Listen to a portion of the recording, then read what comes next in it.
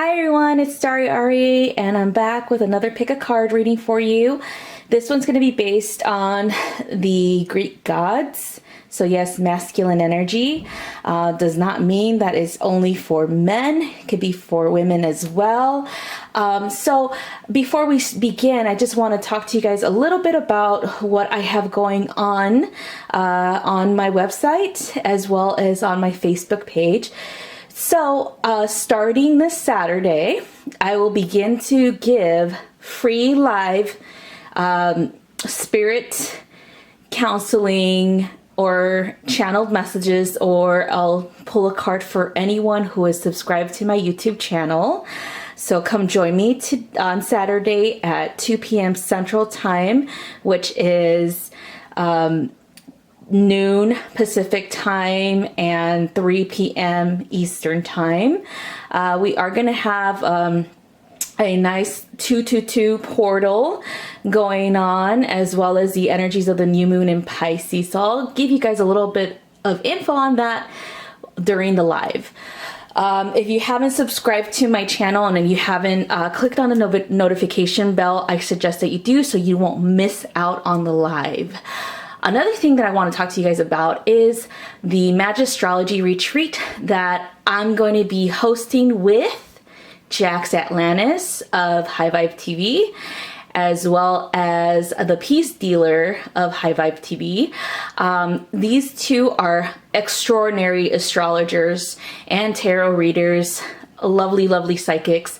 And so what we are going to be doing for the Magistrology retreat is just that, is magic and astrology combined.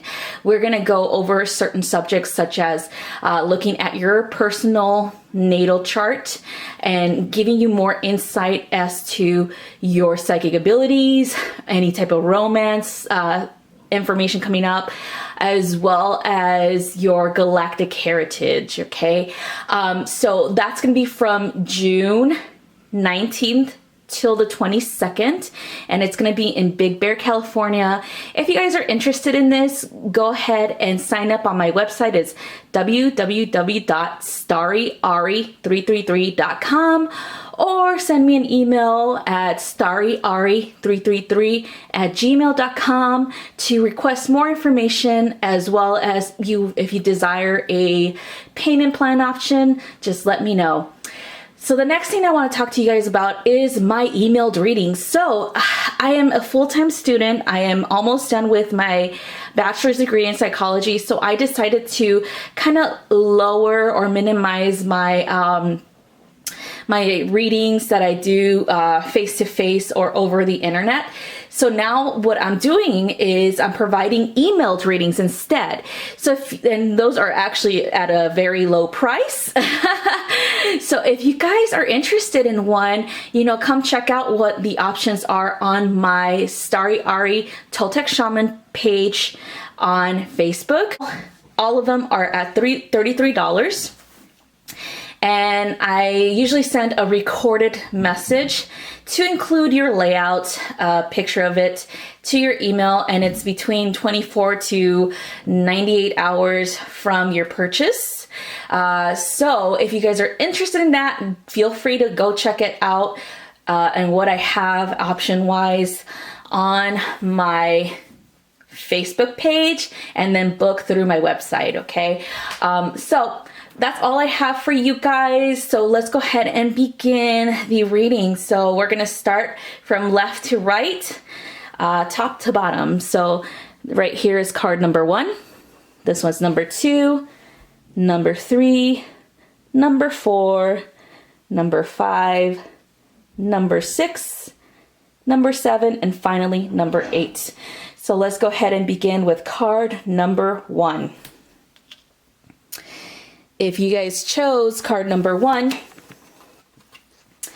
you chose Prometheus. So in Greek mythology, Prometheus was a titan.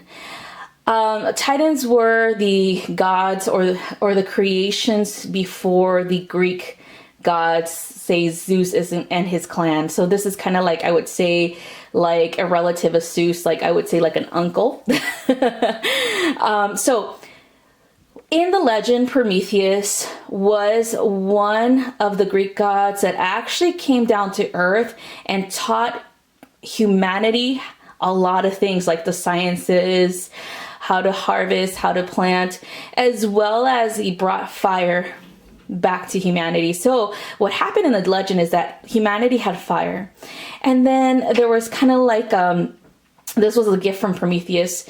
So there was a situation with Zeus where Prometheus tricked him and gave him to eat like bones and animal fat instead of meat.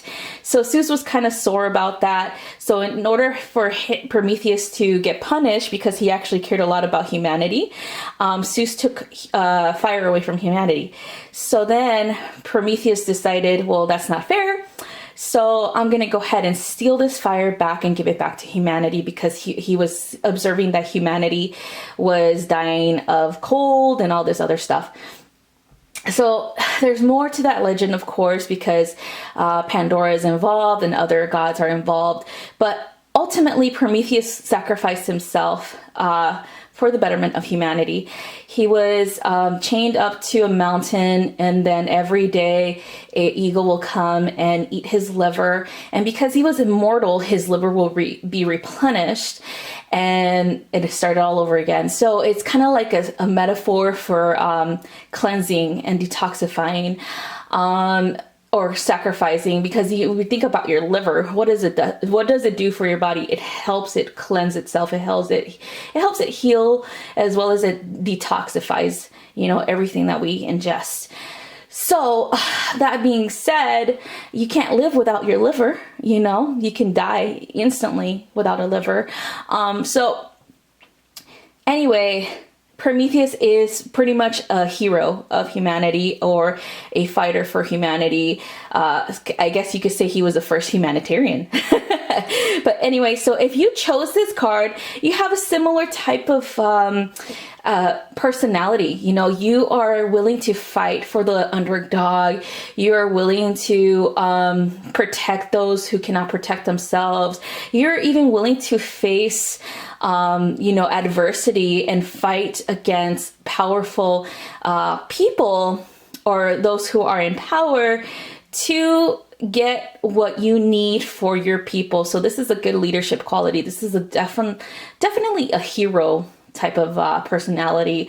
So if you chose this card, again, you have a similar trait. You have similar traits. You look out for people. You're very heart-centered in the way that you have compassion and empathy for others, and and you're just the hero of legends. All right. And of course, the whole willingness to sacrifice yourself for other people, that's a big thing as well. So that's what I have for you guys for number 1. So the next one is card number 2. And if you chose this card, you got Hades. All right, so Hades, the god of the underworld, okay? So with Hades in particular, there's a lot of misconceptions, especially because he didn't choose to be the god of the underworld. His brother pretty much made him, okay? Zeus again. So you see a little trend here with Zeus, yeah, So Hades represents the lord of the underworld, or the one that, the king of the underworld, the one that presides over all of the dead people. Again, in Greek mythology, the dead went to different locations. Some went to paradise, some went to a location of suffering. So it's just similar to what the Christians brought to their own religion from kind of Greek legends and things like that.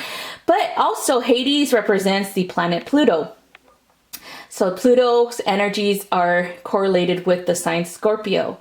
So this has a lot of attributes, especially with shadow self, and accepting your shadow self, as well as discovering, what it is that you need to heal at a deeper level. Hades has better insight on this when it comes to actually going into the underworld fearlessly because it was his duty to do so, because the king of the gods sent him to do so. And even though he didn't want to be there, he still did his fucking job. Like, he still did a great job in making sure that everything ran smoothly and all that stuff, right? So he punished those who would try to take from the underworld, like say, like try to rescue a dead person or whatever. He punished them. He made sure that there was orderly down there. So even though he hated it, he was still all about order, reason, and no fearlessness regarding, you know, having to take on something that intense and do it like if it was like a piece of cake.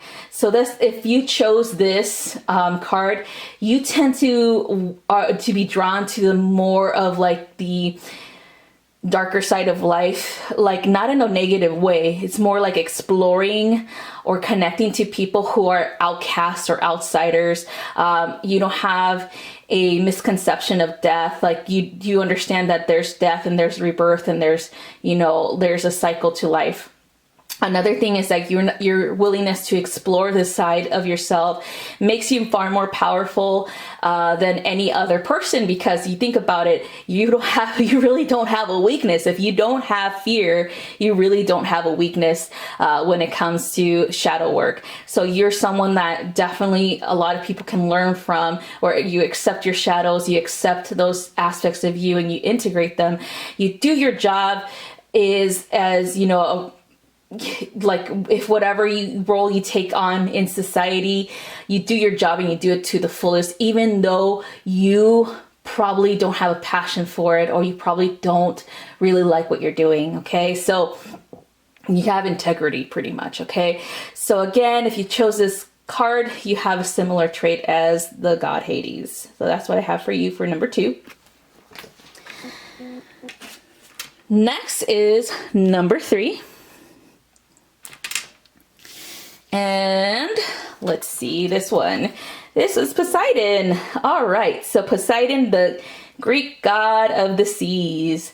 So there's a lot of legends with Poseidon being good and bad. There's like duality with this character. It really does depend on who he's rooting for, as well as who he has to face or who he doesn't like.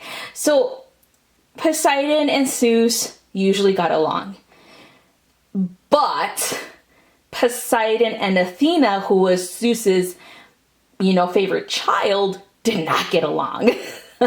So anytime Poseidon went on his merry way, doing whatever the heck he wanted, Athena, which she is the goddess of justice and fairness and, you know, balance, she would get on him about that.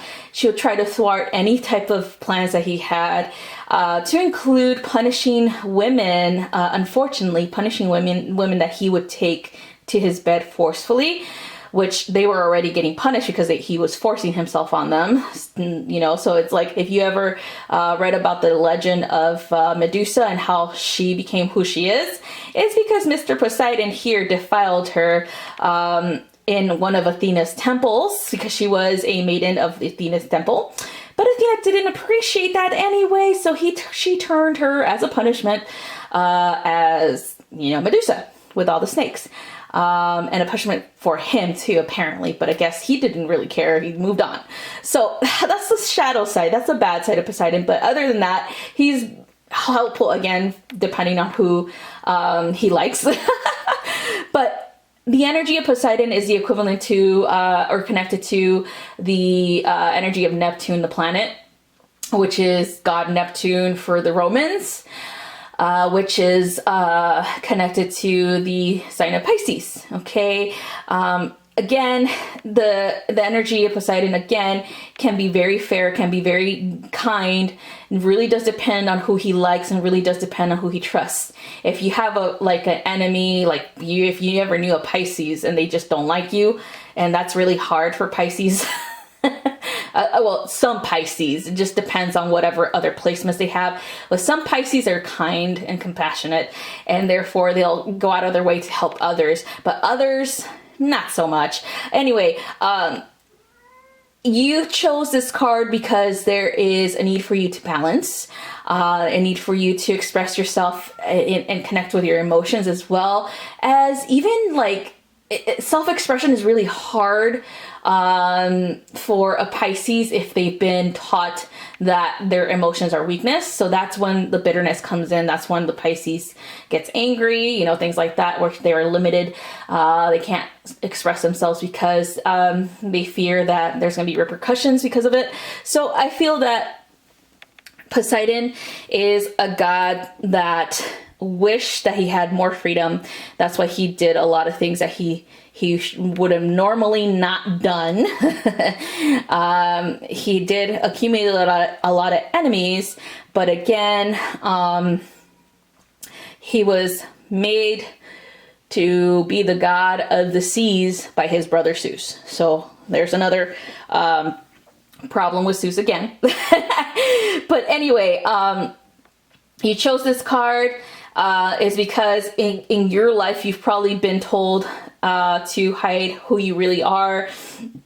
You've probably been told that a lot of your emotions or your thoughts or your ideas are not relevant. You've probably been limited in your self-expression, and and you could easily retaliate in anyway. So you tend to be more of the you tend to be more like the outcast of society as well. It's kind of like Hades and Poseidon had like a similar trait in that way, where they were kind of outcasts because of Zeus. They're isolated because of Zeus, because Zeus, again, he did this for a reason. He did it because he wanted to be the king of the gods, and no one else is going to challenge his throne, okay? Even though Poseidon and Hades both try to challenge his throne in legend. So I would say definitely why they acted the way they did.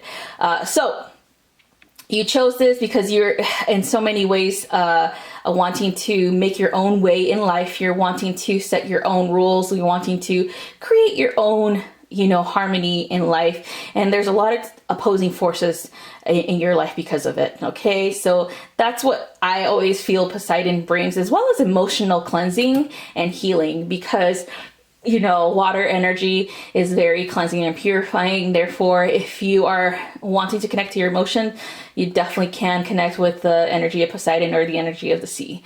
All right, so that's all I have for this one. Next is number 4.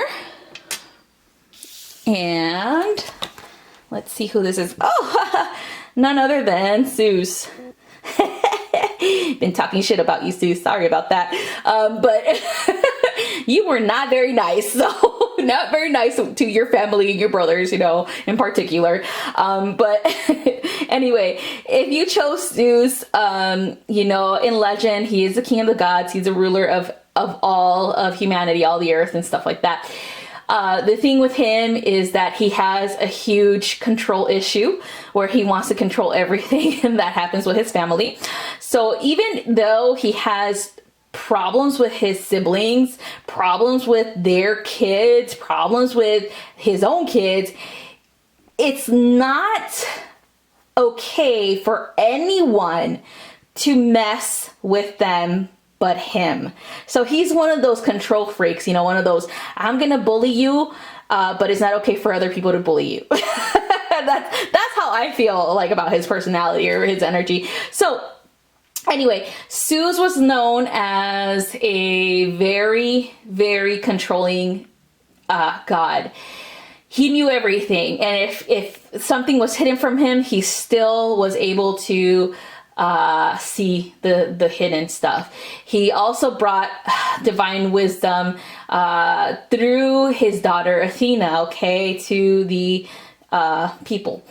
Through his wife, who was his sister Hera, he brought motherly connections, blessings of the home and the hearth, and and of course she was the goddess that protected women, as well as pregnant women and women during labor, things like that. So there's a lot of good qualities about him. He supported all that stuff, but there was a very dark side of him. Again, the controlling thing, as well as his will is the only will that's going to be done. No one else's. And if somebody challenged his throne, he would eliminate them right away or punish them somehow. Just like with when he challenged his father Cronus, he actually started a rebellion against Cronus and the other Titans before these guys, because Zeus found out that Cronus ate some of his siblings. So Zeus decided that we're gonna go ahead and kill him from the inside out. So that's how they got rid of Cronus. Of course, he's an immortal, he can't be killed, but he went ahead and threw him down with all the other Titans that fought the Olympic gods down into the underworld as their punishment for eternity.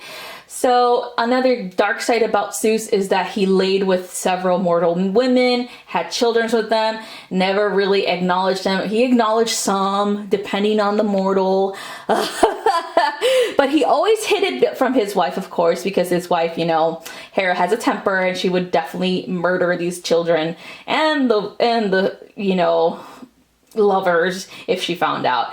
So here goes the legend of Hercules, and then of course other heroes in legend that were sons of Zeus. So anyway, if you connect to this being or this deity, you will find that you're connecting to the planet Jupiter as well, because Jupiter was the equivalent, the Roman equivalent to Zeus. Jupiter represents luck, higher education and knowledge and wisdom, as well as prosperity. So that's what Zeus, he got away with a lot of things. So that's where that luck comes from. And so, of course, the planet itself is connected to the sign of Sagittarius. So it's a fire sign. If you've ever met a Sagittarius, you know that they're definitely damn lucky in life. They get away with a lot of things. But they're also humorous, and, people do get along with them too, depending on, again, placements. There's some Sagittarius that there's no freaking way that you want to meet, and there's some like me that you definitely want to meet and befriend. Anyway, so if you connect to this deity, it's because you have a very charismatic personality, as well as you have very good leadership qualities, but you do tend to be in the controlling side, meaning that no one can challenge you because you'll put them in their place. That's where the fire energy comes from. Also, he has lightning bolts. Shit, who wouldn't want to fucking, harness the energy of lightning? But anyway, so you tend to be on that more of wanting to be in a hierarchical type of society where you are on top and everybody else is your subordinate, so you tend to be very devoted to getting to higher career, higher position of power, things like that. So that's what you represent, or your energy is connected to with Zeus. Okay, so that's all I have for Zeus. So next is Aries. So card number 5 is Aries. So Aries was the god of war. The thing with Aries, though, he had a soft side too. So it just really depended on who he confronted or who he interacted with. Aries was the son of Hera, sibling of Athena. So when you look at Aries and Athena, they're very similar, but Athena is of reserved energy, so she's more Libra energy, more balanced, more let's look at things tactfully. Aries is the opposite, which is Aries, the sign, which is the opposite of Libra. So they're more straightforward, let's do this now, think about the consequences later. And they tend to be very, very, very, I would say, just the fire energy in Aries is just very passionate as well as it can be very consuming or all consuming. It really does depend how intense the Aries are in your life that you've ever met. And of course, they have to, in some ways, have to have their way. It just depends on who they like or dislike. If it's like someone that they love or like, they'll compromise. But if it's not, they'll go to the extreme. They'll be like, no, I don't like you. You're my enemy. So Aries is connected to the planet Mars, and Mars is the equivalent, or the Roman equivalent to the Greek Aries. The planet Mars is connected to war as well as passion and competition and leadership roles as well. Okay, so a lot of Aries tend to, especially the signs, tend to flock towards more of having or wanting a leadership role because they want to have an opinion or their voice heard, not necessarily pushy in that way. It's more like they're very talented with that. They're very charismatic in so many ways. So if you connected to the war god Aries, is because you're the same, where you're very competitive. If someone challenges you, you're like down for the challenge, and you will prove them wrong every freaking time. So it's kind of like people definitely have to watch themselves with you, because you will definitely win at any cost. So you tend to agitate or aggravate people especially if you know that they're not being truthful with you, if you just don't like manipulation. So you tend to aggravate people by questioning them, digging into them, and finally having them challenge themselves or challenge you, and then proving them wrong, of course, with everything that you say.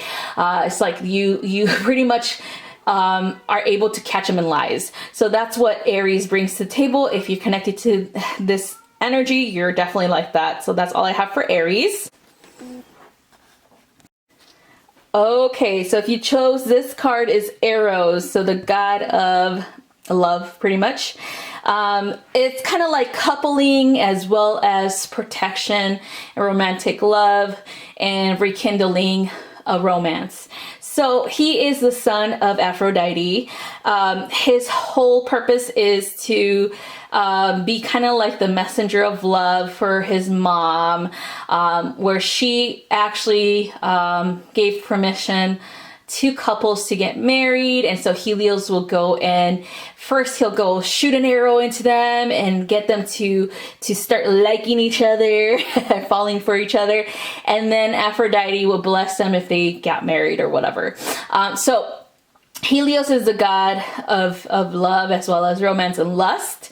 And of course, his mom is the goddess of love. So if you chose this, you definitely tend to be a romantic at heart. You definitely have had a lot of experience with relationships, good ones and bad ones, but you still don't lose hope on love. You're still trying to find the one, or you probably found the one at a very young age. There's a legend with Eros in particular that he fell in love with a nymph, and his mom didn't approve of it, so he went behind her back and tried to take the nymph for himself. So his mom instead hid the nymph away from him. I think she transformed the nymph into something. I forgot what it really was, but she hid the nymph to protect her from him, because again, she knows her son, but she also knows that he will fall madly in love with her and not leave her. So he's like a kind of like a very very devoted lover. But he wasn't approved by his mom, and she didn't like the relationship to begin with, because she didn't approve. So anyway, you tend to be one of those guys is like, you don't really care if you have an approval from your family regarding who your love interest is. You're still going to pursue them no matter what. You fight for love any chance you get. You give great love and romantic advice, and you tend to be that one love guru that everybody goes to. So that's what this beautiful card represents, an energy with Eros.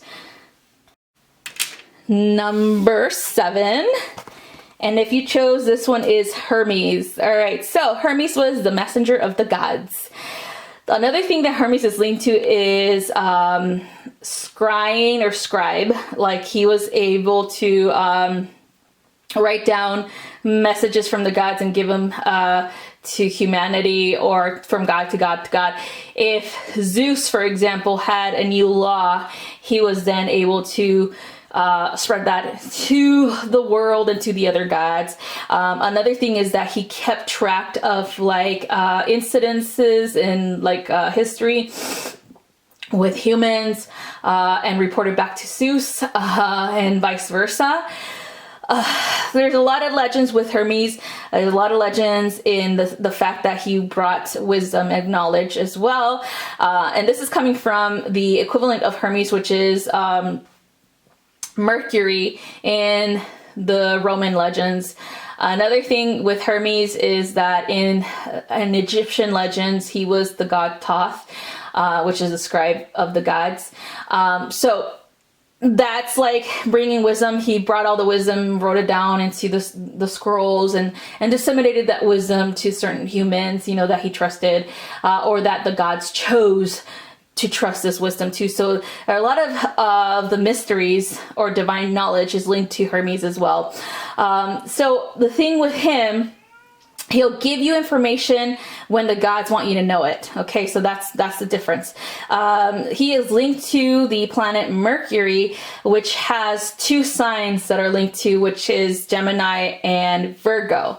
So if you've ever met a Gemini, you know that they love to talk, they love to communicate, they love to gossip, but they will never tell you too much about themselves. They'll tell you everything else about everyone else, but they won't really let you in enough for you to know who they really are. It's kind of like they're like a good friend, and like surprising to say, the only time that you've ever have a Gemini open up to you is like you've probably known them for like 10 years. It really just depends on who they are, or who, like, their personality, like who are their friends or their personality types, and if they mesh or not. So the same thing with the Virgo. Virgo is really reserved, but very analytical and very critical of people. They try to fix people though. Like they try to be like, there's something wrong with you, let me fix you. So that's why they become really good therapists and psychologists.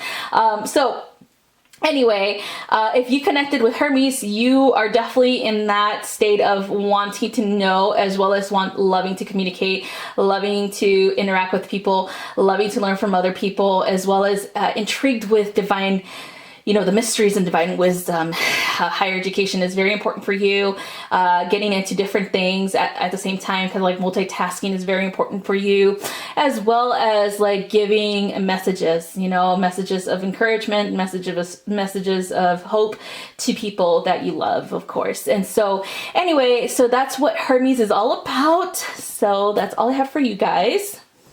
All right, so this is the final one, and we have Helios. So this is the god of the sun. A lot of people have this mistake that Apollo is a sun god, and in so many ways he was transformed to one in modern times, but ultimately Helios is the sun god because Helios means sun.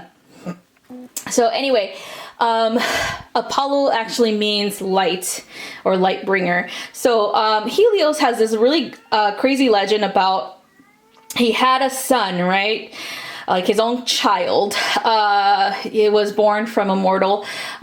His child sought him out and he introduced himself, and then Helios brought him into his home and was like, hey, here it is. Here's what I have in my home. Do you have do you want anything in the world? And he says, yeah, Dad, let me like chariot your fucking, let me drive your chariot across the sky.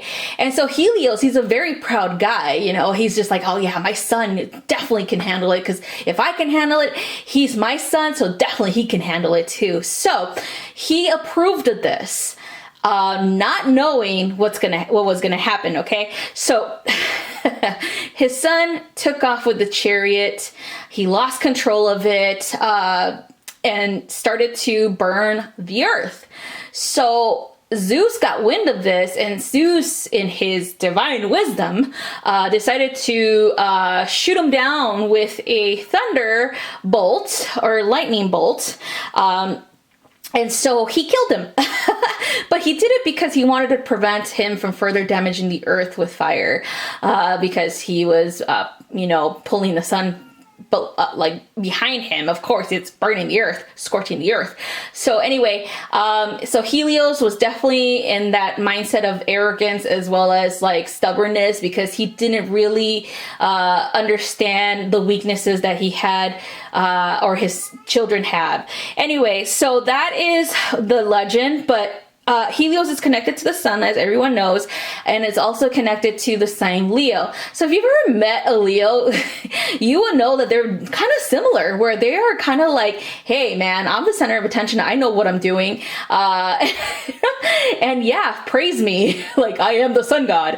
Well, it really does depend on who you interact with as Leo. A lot of Leo women are not like that. Like, in my experience, I've never really met a Leo woman that was like that, but I met a lot of Leo men who were. But the downfall of this arrogance and center of attention, wanting attention seeking, is wanting approval from society and from the people that they love. That's the downfall, because they don't really rebel, not like, Sagittarius or Aries would. But anyway, if you chose this card, is because you're kind of similar, where you want to be in charge, you have great ideas, and you know for a fact that you're going to be able to implement and change things, transform things for the better for a lot of people. Due to it, you want to take care of your family and friends. You like to definitely indulge them and indulge yourself, as well as you definitely seek approval from them. That you don't really do much of like anything without a support system, which is a good and a bad thing, but you also have this kind of charisma about you. So a lot of people like you, a lot of people want to be you, a lot of people don't like you as well, because they think you're arrogant. So that is what this energy represents. So that's all I have for you guys.